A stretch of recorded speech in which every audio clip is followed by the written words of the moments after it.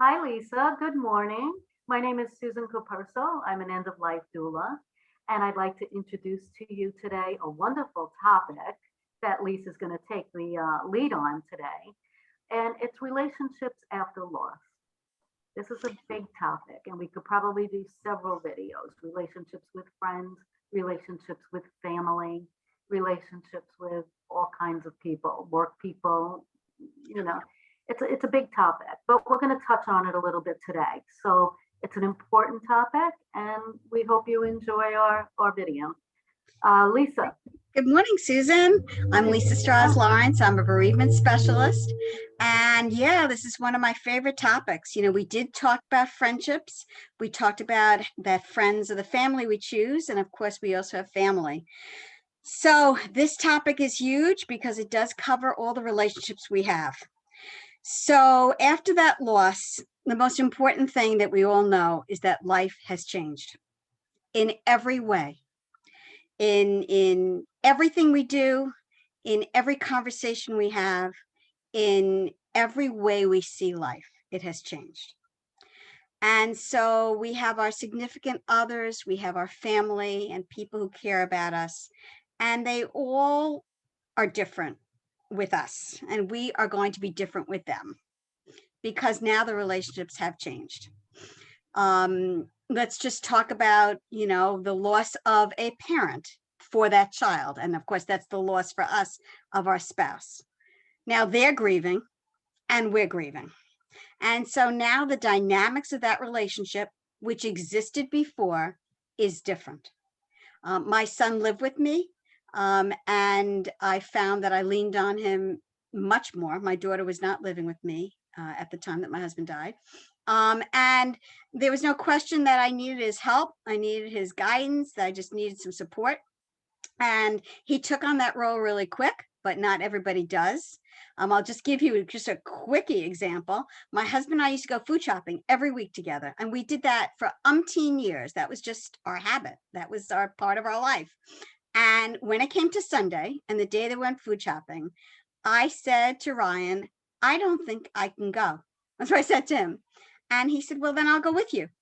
And he went with me food shopping for the next 2 months till I was ready to food shop. And that's just one example of a small relationship. And that's just a family. Now you're talking about other people grieving in their own way. I don't have brothers and sisters, so I didn't deal with other people who might have been grieving and they were upset, or maybe they felt differently, or maybe they even would act differently. But let's just say, number one, we all act differently. Number two, we grieve differently. And so there's a very important responsibility here to try and be understanding and accepting that we're all going through something. Very, very important. And that there are no rules about this, that people need to just understand who you are, what your needs are, and how it works. So for instance, I had friends who started bringing over casseroles all the time. I think because they wanted me to be, they didn't want me to think about cooking, and they wanted to be easy. And that's like a nourishing thing, you know, and they felt that's something they could do. So there were those friends. They were the friends who would call me once in a while to see how I was doing. Those are what I call my checkup friends. And then there were the friends who didn't call. And those friends either, and I learned this, but those friends either felt so uncomfortable because they didn't know what to say, or they couldn't cope themselves with death. The fact that my husband had died, that might mean that their husbands would die, or that I was grieving, and that's a horrible thing. The worst thing for me is to have absence of support, and that people then stopped calling, or people didn't think of me. You don't even have to say, how are you doing? Don't say that, but say, I'm thinking of you. You know, I had a conversation with a friend who said, well, the husband just died and I want to give her some space. Well, you know what? There's nothing wrong with calling her up and saying, I was just thinking of you. The worst that happens is she says, well, you know, I don't feel like talking right now. But the horrible thing is nobody's calling me, nobody's thinking about me, and they've forgotten about me. That's the worst thing. So Lisa, I think, I have to go ahead. confirm that, 110%, because I've seen that in many of the relationships after my husband passed. And you, as the person that going through the loss, like me or like you really don't understand why. You don't understand the reason behind it. And you just want to know.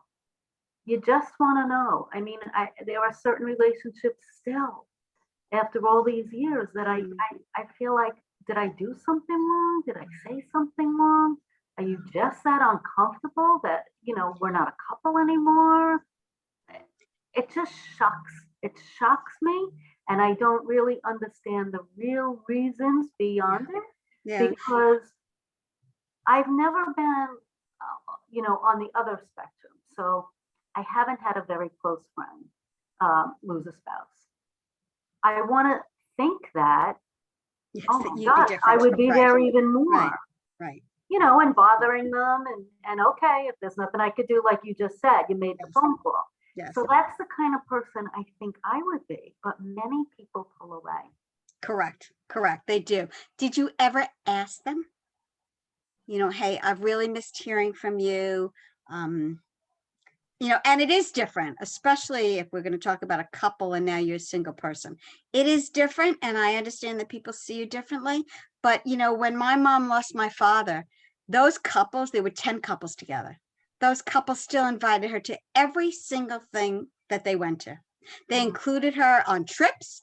They included her in restaurants, activities, and I don't know whether things have changed for us in our generation. I'm not sure. But I do think that it does depend upon the people and the relationships. And there is nothing wrong with asking or saying, hey, I really miss hearing from you. I guess so. My relationships with friends were, a little bit different. I didn't have that group of 10 couples, and I can understand how those 10 couples would come together and lift you up and hold you and make sure you're okay. That I get. Maybe it was because out of the 10 couples that my husband and I knew, they were kind of separated. One couple was there, one was in Pennsylvania, Right. one was in another town or another city. And we had those type of friends. So it wasn't that cliquey couple. And yes, I can see how that would make a difference. Yeah, my mom was really lucky that way. And relationships are different, even your relatives. Relatives also, what do they say? I mean, I went to something 2 months after, and a big affair, 2 months after my husband died. And I went because I wanted to see everybody. And the most horrible thing was that not one person mentioned my husband's name. That's big. And that is the most horrible thing that somebody could do, as if he never existed. And and now I know they were uncomfortable. They didn't want to hurt me. They didn't want to make me grieve again, but they didn't realize what they had been doing as a result. People need to talk about them. Exactly. I love if I go somewhere and somebody says, do you remember when Jim used to do this or used to do that and make us all laugh? And oh my God, that's a warm feeling that is validating my relationship with him for so many years. It is. But I do think that, and again, we're vulnerable at the time and we're going through that time. But if we can say to somebody, I missed hearing from you, or I miss you, or something that gives them the message, because they don't know how it feels, I want to go to the next step. At some point, and for me, it was really quick, but at some point you say, hey, I want to be with other people who know how I feel. And even though these people love me and care about me, I need people who really get it. So I have gone to bereavement groups, and they are all over the place. Sometimes through hospitals, sometimes through hospices, sometimes through churches, temples, you can find them. But they honestly, for me, now for other people, they may make it worse. They don't like it. But for me, to be with people who understand how that feels, what you've gone through, that it's okay to be angry, or it's okay to be, whatever it is, guilty, whatever. that they have been feeling those things too. That was very reassuring to me.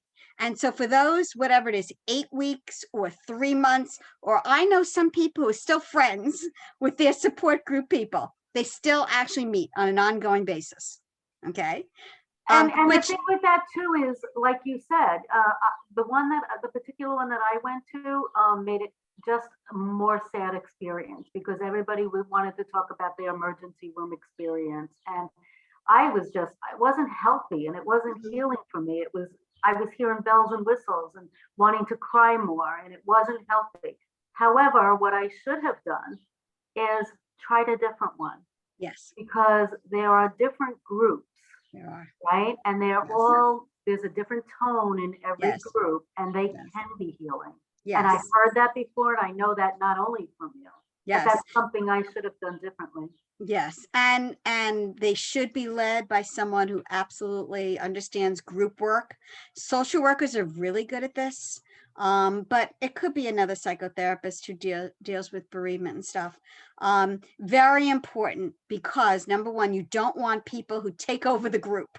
You've got those people. And it's very difficult then. And you need a person who understands how the flow of the group goes so that you can bring everyone in together. Everybody has to leave feeling, oh, this is something I got out and I can exist now this week till next week. And it's once a week for, as I said, either 8 weeks, 3 months, whatever. Right. So that's a very important step for people. If it's right for you, it is an option. Again, you're understanding that the friendships. Lisa, if you can hear me. Okay, sorry, a little technical difficulty. Sorry. That's the internet. Right? Yes, internet's unstable. There you go. So again, going through the process, we all have to understand that this is tremendously, and by the way, those other friends of your spouse or whoever it was might also be going through their own grief in their own way. And so you have that complication too. So you have your, how you're going through and what you're doing and how you're grieving. You've got other people and that whole combination. It's a very complicated time. Very complicated time. And then even intimate family reacts different. Absolutely. His family, your family, everybody acts a little bit. Yeah. Listen, my own daughter was different from my son because we're all different people. Yeah. And, I think we just have to try and accept. Well, first of all, we have to think about our needs. Very important. There comes a point where we're so busy always thinking about everybody else, how they feel, what they're doing, how they might be. This is a time to think about yourself. This is a self-love, a self, because you can't be anybody to anybody if you can't help yourself. And that was big for me. And I know I've mentioned it in the other videos. I would go purposely to get a pedicure because they had the little chair and she'd rub my shoulders and neck. And that's all part of self-care. It is. That you need to make yourself feel a little good. Also journaling, right? Yes. Journaling. Yes. Yes. Yes. Has huge benefits. So let's talk about something else, another step that you can take. Some people decide they want to go out, and I'm not talking dating. I'm talking about just activities. I want to go and do some different things, but I don't want to do it alone. I want to go just meet some people, maybe some single people or just some groups of people, whatever. There are activity groups that are out there. If you go on meetup.com, there's all kinds of things. Do you like to bike? Do you like to do nature trails? Do you like to cook? Do you like to read books? I mean, you can join a meetup group, and you can join any kind of thing. You can even form your own group, by the way. But I found something called 7 in Heaven. It's an activities group here on Long Island, and they just do fun things. And all of a sudden, I found myself going to a comedy club, going to a museum, going to the park, going to the Arboretum, fun things. And so about a year and maybe a half after he had died, I went whitewater rafting. Now, I hadn't gone since our cross-country trip, since 2000. So this is now 10 years later, and I'm alone, which is big. Number one, going alone to places, that is a very different feeling after you've been a couple for many years. And even having the courage to just go and do something different. I went, And I met this woman there, and she was alone, and we started talking. And P.S., it's 11 years and we are best friends. Nice. And we just came together. She, was not a widow, divorced, but she and I just clicked. And we went on that whitewater rafting trip. We had a great time. We went to a dude ranch through the same group. We had a fantastic time. And we've been friends all this time. We've seen each other grow and change. And the changes have been amazing in these years. And it's been wonderful. So I never expected that it would be a long-term relationship. You need to go to just sort of meet new people, but it is an option for people, and at least to get out. And you don't have to now start doing crazy things, but maybe just once in a while to get a little fresh air and a little something different in your life. Go slow. And I'm not telling anybody to start pushing yourself. Everybody says, oh, get out and do this. I'm not telling you that. I'm saying at your pace, you start helping yourself. You start growing a little bit more at a time. And all of a sudden, wow, you turn around and say, wow, I can't believe I did that. And when you mentioned earlier about how, being around like-minded people, and it's not just for grief and loss. I mean, that's true with anything that happens in life, the like-minded people. So after my loss, I'm very spiritual, and I did a lot of praying, and I actually asked for some people to come into my life that understood more, and that could help me to move forward a little bit better, that maybe had the experience or went through, the things that I went through. And he sent somebody into my life, and we did become best friends, and she was a much more active person than me. So she had been through the same exact experience, maybe 4 years before me. So it wasn't that long, but she was already 4 years ahead of me. Oh, that's and she huge. was all ready to get back out there and go dancing and hiking and walking through the streets of the city and doing all these different types of things that I wouldn't have done. Absolutely. I wouldn't have done. And she just recently moved out of state, so that was an adjustment for me too, because I really counted on her to get me through this. But Yeah. but she did. She was the bridge that got me through. And I Nice. asked for it and I prayed for it. And it was just a beautiful thing, because she forced me to do so many things that were out of my comfort zone too, Yes. but that Yes. brought me joy in life. And that's Yes. what you need to move forward and think outside of the box a little bit and expand Absolutely. your horizons. So to Yes, speak, right? yes, and find different joys and different happiness. So let's go Right. through another controversial topic, dating. So for those of us who are widowed, thinking about dating is like the worst thing I could ever think of. It was like, you have to be kidding me. After all these years to go out and start meeting people again, that is like really The beyond, last thing in the world that beyond. you want. Right. Even though my husband said, last words, promise me you will not be alone the rest of your life. So that already gave me permission to find somebody, but it was actually 2 years till I felt ready and something changed. Now let's just talk about this whole thing with time and all. There is no time. I have people who date immediately.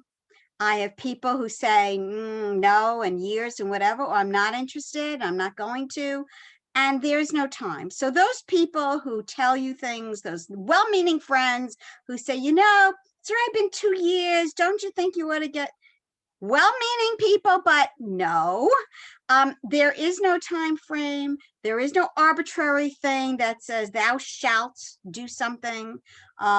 It's too soon, it's too long, it's too this.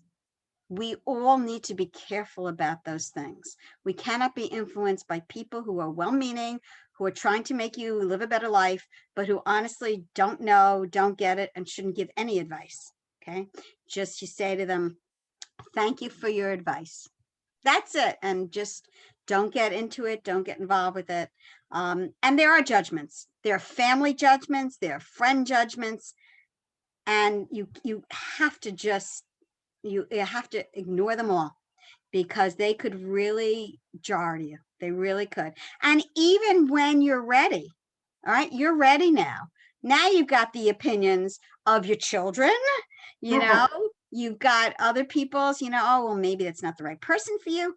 Here's the thing. You've gone through a lot, whether it's you've lost your parent, which, by the way, when you've lost both parents, there are books about this. I read the book called The Orphaned Adult, and it talks about how you feel biologically unlinked now.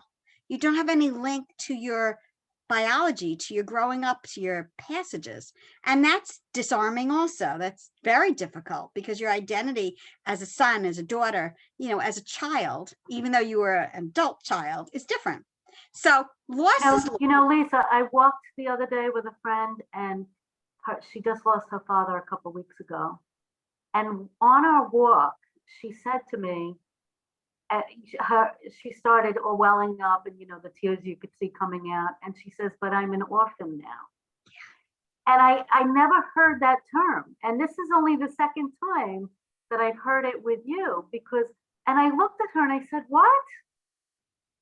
And she says, I'm an orphan now, and I need to recommend that book to her. The Orphaned Adult is excellent book. Excellent book. Really made me understand better how I was feeling about the situation. I had already lost my biological mother. I had a father. I had a new mom. And then I lost them too. There's a lot. There's a lot that goes on. And again, you have to go through these things on your own, in your own time. And those relationships, unfortunately, put a lot of pressure. We can't be measured by other people's expectations or by other people's thoughts of who we should be, how we should be, when we should be. Not going to happen. Not going to happen. They hopefully are there to love us and to be with us and to support us. And you know what? The ones that aren't, and I've told people this all the time, they just may not be in your life anymore. And you just have to accept that they can't come along anymore in your life. Maybe they were there for a certain reason at a certain time, they say season, but they don't do anything for you anymore. And when that relationship becomes negative and it doesn't help you in any way, reassess it and decide, is this somebody that I need in my life anymore? And it probably isn't. So let's go back to dating. Dating is a slippery slope. It is not easy. You cannot ever compare people. You can't be looking to substitute for somebody. You will never. That is a disservice to you, to the person you lost, to everything. You need to go with, I'm now a new person. I have a new life. I have a new identity. And now I need to see what kind of person is compatible to me at this point in my life. Mm-hmm. And sometimes you're not looking and you find, sometimes you are looking and you find, and sometimes you never find. But being open is a whole nother deal. When I started some of this dating stuff, first of all, I did not like online. That was really yucky. I met my partner now through a blind date, and I was very lucky that we really worked out together.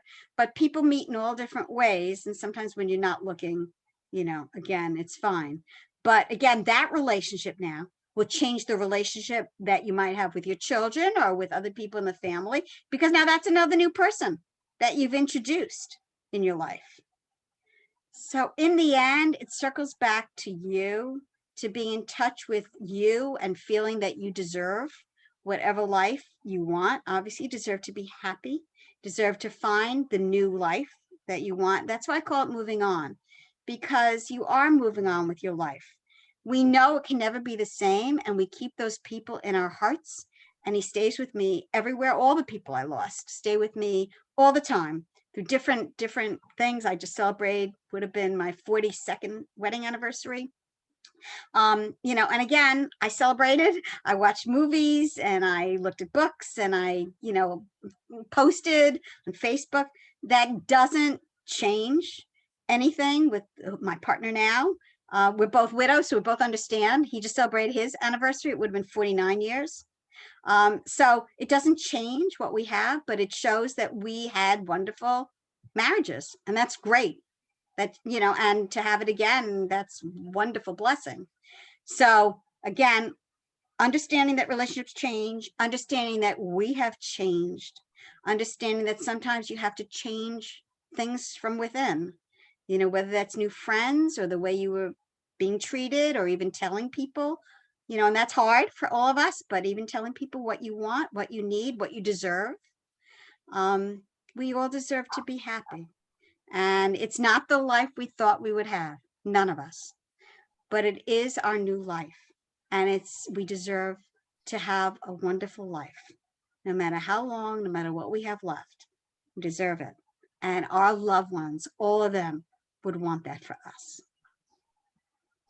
That was beautiful. Okay, so let's mention our books right now, because my 2 books, one book is about moving on. It's Pancreatic Cancer, Families Move On. It is a support book for people who have lost loved ones to pancreatic cancer. All the donations, all the money goes to the Lustgarten Foundation, the world's largest private funder of pancreatic cancer research, not-for-profit. So that's the first one. Second one, the first one was about the disease itself. Pancreatic cancer, it's a family affair, and it does talk about the family relationships and what happened within the time frame. So those are my 2 books. Susan, take it away. As a end-of-life doula, I'm also a legacy creator. So I help people at end of life leave their memories and experiences behind. So not just end of life people, healthy people want to leave their stories, because we are all the ancestor today. So Remember Me, the Story of My Life, is a book filled with prompts that take you back to certain memories in time, and you fill out the pages and you leave this for your family. The second book is Coming Full Circle, and that's for end-of-life patients that have a terminal diagnosis and know that they have a certain timeline that they'll still be here. So there's 100 tools, tips, and ideas that help them get through this time in their life. And it's for family members to share, as well as for the end-of-life person. All of our books, you can look up our names on Amazon, and they're all located on there. And we both do consulting, as a matter of fact, me before end of life, and Lisa is a bereavement specialist for after. And that's dealing with people and their families. Yeah. So not just the individual. And courses, we have a course called What Does a Dying Person Want? And that's the online course that you see on eastend.academy. And Susan has many other courses that are online as well. Sure, that are helpful and valuable, and you know, we can do end of life right. We can, and we can grieve also in a better way and celebrate the person's memory in our hearts and in our minds. We can, and all of us have the choice to do that. You have the choice. And I know this for a fact, and you can cry and be bitter and be angry for the next 30 years, or you can say, no, I choose to do this better. That's right.